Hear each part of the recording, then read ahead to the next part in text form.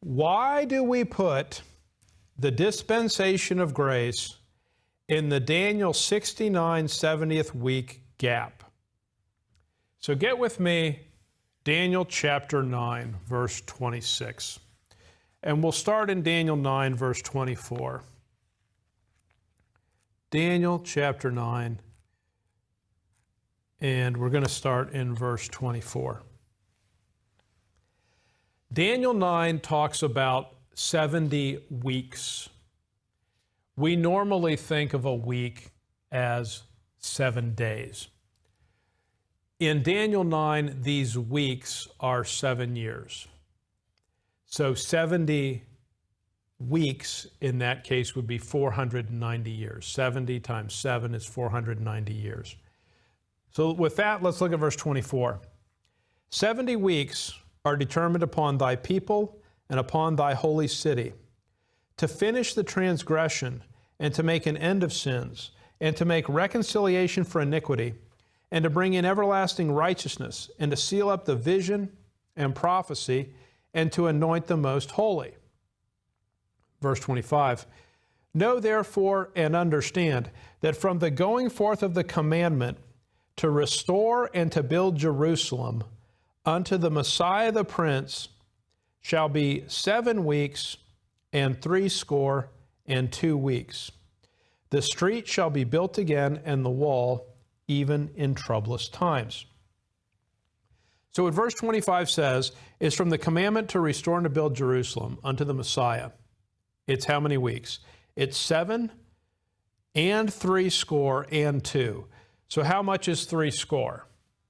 A score is 20, so 60 is 60. So 7 plus 60 plus 2 is 69. So of the 70 weeks in Daniel 9:24, 69 of them are covered in verse 25. That means there's one that's left. Look at verse 26. And after 62 weeks shall Messiah be cut off. Based upon verse 26, that tells you the Messiah being cut off, in other words, the cross, is after the 69th week. And after 62 weeks shall Messiah be cut off, but not for himself. And the people of the prince that shall come shall destroy the city and the sanctuary, and the end thereof shall be with a flood, and unto the end of the war desolations are determined. In most human affairs, the 70th week starts right after the 69th week. 2023 starts immediately after 2022, right? What New Year's Eve is about is you get to the last moment of one year, and the very next moment is the next year. That's the way things normally work. But with regard to the 70 weeks, is it true that the 70th week, that right after the 69th week ends, right here, does the 70th week begin immediately following? It doesn't, and you can see that it doesn't from verse 27. Notice what this says. And he shall confirm the covenant with many for 1 week. In other words, the 70th week does not start immediately after the 69th week ends. The 70th week is a separate week that has to be confirmed. What that tells you is that, forget the dispensation of grace, because the dispensation of grace wasn't revealed in Daniel 9. But if you just read Daniel 9, doesn't it tell you that there has to be a gap between the 69th week and the 70th week? Now let's read verse 70. And he shall confirm the covenant with many for 1 week, and in the midst of the week he shall cause the sacrifice and the oblation to cease, and for the overspreading of abominations he shall make it desolate, even until the consummation, and that determined shall be poured upon the desolate. Daniel 9:27 is obviously referring to Daniel's 70th week. The last half of that is what Matthew 24 calls the Great Tribulation, the last 3.5 years. Now notice something with me. When it says, and he shall confirm the covenant with many for 1 week. If you think of when Messiah was cut off at the cross, was the covenant with Israel confirmed the very next day? No. And in fact, was it confirmed by Acts 2?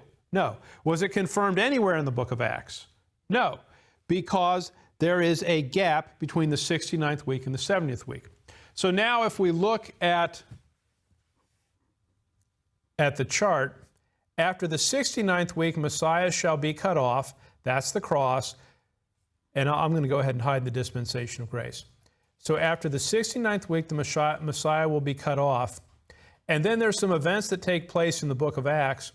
But the 70th week will not start until the covenant is confirmed. And that would have been a future time after the cross, after Acts 7, because it wasn't confirmed by that point in time. Okay, so now, when you think about the dispensation of grace, where does it have to fit? It has to be after the 69th week, because after the 69th week, Messiah shall be cut off. But is it after the 70th week? Well, it's before the 70th week. So where is the only place that the dispensation of grace can fit in between the 69th week and the 70th week? Now, just to be clear,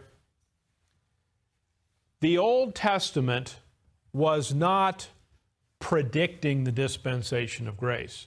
What it was predicting is that after the Messiah is cut off, when you read the book of Daniel, are there some other political events that happen with the king of the north and the king of the south and the little horn, where there's some political maneuverings that go on and the beast comes to power? What Daniel is predicting is that the Messiah will be cut off the end of the 69th week, and there's going to be various political things to take place. Read Daniel 11. And then, when the Prince of the Covenant comes to power, he makes a covenant with Israel for 7 years, and that's the start of the 70th week.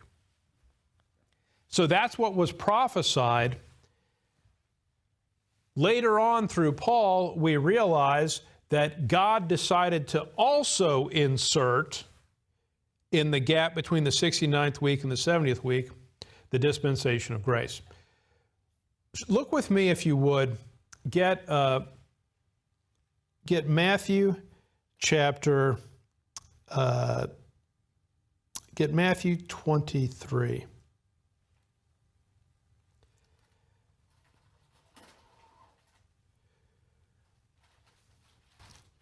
So Matthew chapter 23, and let's actually look at Matthew 24:34. Let's do that. Matthew 24, verse 34.